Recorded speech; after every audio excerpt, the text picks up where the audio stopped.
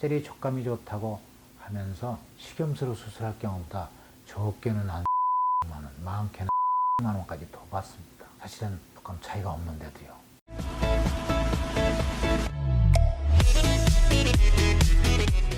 여러분들, 보형물은 한두 달이나 한 해, 두 해 정도만 두는 게 아니죠. 우리 몸에 영원히 같이 있어야 할 것입니다. 살아있는 동안.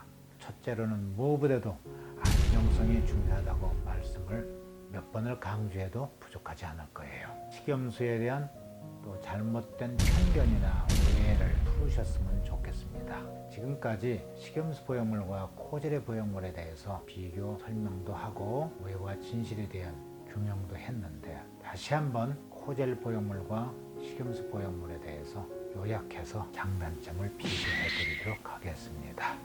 우선 부영구축 확률만 비교해봐도 코젤은 식염수보다 높은 걸로 나와 있습니다.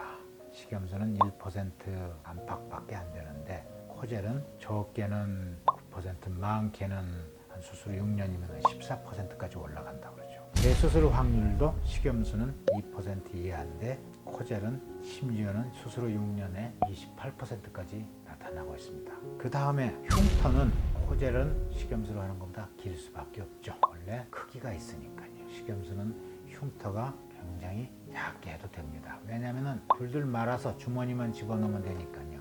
새끼손가락 굵기면 되겠습니다. 특히 배꼽으로 할 경우에는 더욱더 흉터 걱정을 안 해도 되겠죠. 또 통증도 코젤로 하는 것보다 식염수가 적다고 볼 수 있겠습니다. 왜냐하면 삽입을 할 때 작은 절개선만 통해서 식염수는 가능하기 때문에 조직 손상이 적겠죠. 회복도도 배꼽으로 하게 되면 회복이 빠르다는 건 여러분들 잘 알고 계시겠고, 그 다음에 짝가슴 교정할 경우에 생리식염수는 미세하게 양을 조절할 수가 있어서 교정이 훨씬 더 정밀하게 될 수가 있겠지만, 코젤은 사이즈가 이미 정해져 있기 때문에 미세한 교정까지는 어려운 편입니다. 그리고 만약에 보형물이 터졌을 경우에는 식염수는 100% 완전 제거가 가능하죠. 코젤은 절대 완전 제거가 되지 않습니다. 터져나와서 주위 조직과 반응하고 있는 이 코젤을 제거하려면 코젤이 묻어있는 살까지 같이 잘라내야 돼요. 그래서 굉장히 완전 제거가 어렵다고 보면 되겠습니다. 만약에 재수술이 필요할 경우에는 식염수는 다시 배꼽으로도 얼마든지 가능합니다. 근데 코젤은 좀 배꼽으로 하기가 좀 어렵겠죠. 가슴 밑선이나 아니면 겨드랑이나 이런 데를 다시 이용할 수밖에 없어요. 굉장히 아프지 않습니까? 회복도 더디고. 촉감, 코젤이 촉감이 좋다고 자꾸 떠드는데 식염수나 코젤이나 촉감에 차이가 없습니다. 안정성은 식염수는 100% 안전하지만 코젤은 여전히 실리콘 젤이라는 인체의 안정성이 아직 확인이 안 된 상태죠. 수술 후 검사가 어느 정도 필요하느냐? 식염수는 인체 안전하기 때문에 특별한 문제가 없는 한 검사가 필요가 없습니다. 하지만 코젤은 인체에 해로울 수가 있기 때문에, 특히 코젤이 안에서 터지거나 새가지고 주위 조직하고 문제를 일으키는지 안 일으키는지를 확인해야 되기 때문에 수술 후 3년 지난 뒤부터는 매 2년마다 MRI 검사, 유방암 정밀 검사를 반드시 필수적으로 하도록 법으로 정해져 있습니다. 식약청 보고 의무. 식염수는 인체 안전하기 때문에 누구누구가 언제 수술했다는 보고를 할 필요가 없습니다. 많은 코젤로 수술하는 환자는 그 환자의 모든 인적사항을 따로 보존해서 기록해뒀다가 식약청의 요구 시에는 반드시 보고를 하도록 되어 있습니다. 만약 보고 안 하면 이게 걸리게 되겠죠.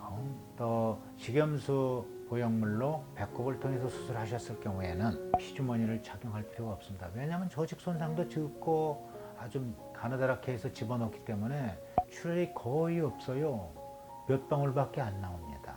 그러나 코젤로 수술했을 경우에는 절개선도 넓고 또 겨드랑이나 유륜이나 밑선으로 수술하기 때문에 피주머니를 차는 경우가 대단히 많습니다. 수술 후의 마사지는 어떠냐? 마사지 상당히 수술한 뒤에 귀찮죠. 왜 마사지를 하느냐? 첫째, 보형물이 놓인 공간이 좁으면 촉감이 좀 떨어지겠죠. 그런데 우리 배꼽 가슴 성형술은 보형물이 놓이는 공간을 얼마든지 크게 잘 만들 수가 있습니다. 왜냐하면 배꼽을 통해서 하게 되면 안에 있는 일부 근육들 박리가 굉장히 쉽습니다. 그러나 겨드랑이나 유린이나 밑선으로 수술하게 하면서 코젤을 사용하게 되면은 보형물을 놓이는 공간을 크게 만들 수가 없어요. 그래서 마사지를 반드시 권유를 하죠.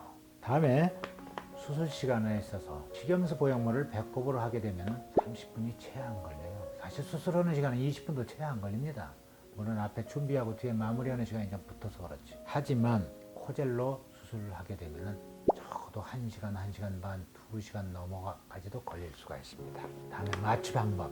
마취 방법에 있어서는 배꼽 가슴선에서는 아까 말씀드린 바와 같이 수술 시간이 20분 내로 굉장히 짧고 주위 조직 손상이 거의 없기 때문에 별로 아프지가 않아서 수면 마취로도 얼마든지 가능합니다. 많은 코젤로 수술하실 경우에는 보형물 놓이는 공간을 박리도 많이 해야 되고 절개선도 높고 또 겨드랑이나 유륜이나 밑선을 수술하게 되면 굉장히 아프기 때문에 반드시 전신 마취를 하게 됩니다. 이상과 같이 식염수 보형물과 코젤 보형물에 대해서 비교 분석한 결과를 말씀드렸습니다. 이제 여러분들 생리식염수 보형물에 대한 안 좋다는 편견과 오해를 푸시고 가장 인체에 안전한 식염수 보형물을 사용해 주실 수도 있기를 바라겠습니다.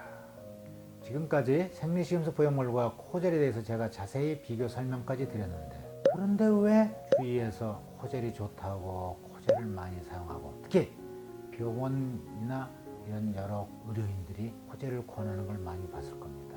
이유는 간단해요. 코젤이 촉감이 좋다고 하면서 코젤 비용을 식염수 보형물 비용보다 훨씬 더 높게 책정을 합니다. 사실은 조금 차이가 없는데도요. 그래서 식염수로 수술할 경우보다 적게는 한 10만 원, 많게는 10만 원까지 더 받습니다. 그래서 웬만한 병원에서 아마 코젤을 권하고 있을 것입니다. 이것이 잘못된 거예요. 또 하나 중요한 사항을 하나 더 말씀드리면 텍스처 보형물이 ALCL이라는 인체의 희귀암을 발생시킨다는 보고가 잇따르면서 텍스처 보형물이 사용이 중지가 됐죠. 그러니까 또 이제는 어떤 대세로 가느냐, 마이크로 텍스처란 말 들어보셨나요? 이제 마이크로 텍스처 보형물이 좋은 것이다 라고, 이건 실리콘 보형물이죠. 이 보형물이 나왔어요. 여러분 생각해 보십시오. 표면이 아주 너무 거친 그런 텍스처 보형물이 희귀암을 일으키는데 그 거칠고 거친 표면을 좀 약간 몽글게 해가지고 마이크로하게 텍스처를 입혔다고 해서 이게 희귀암을 일으키지 말라는 보장이 있겠습니까? 아직까지는 이 마이크로 텍스처 보형물이 안전하다는 그런 논문이나 확증은 없습니다. 따라서 여러분들 마이크로 텍스처 보형물을 사용하시려거든 반드시 그러한 의문점을 가슴에 품고 결정을 하셔야 될 것입니다. 과연 마이크로 텍스처가 기존의 텍스처 보형물보다 얼마나 안전한지는 이거는 저의 생각에는 의문이 간다고 말씀드릴 수가 있겠습니다.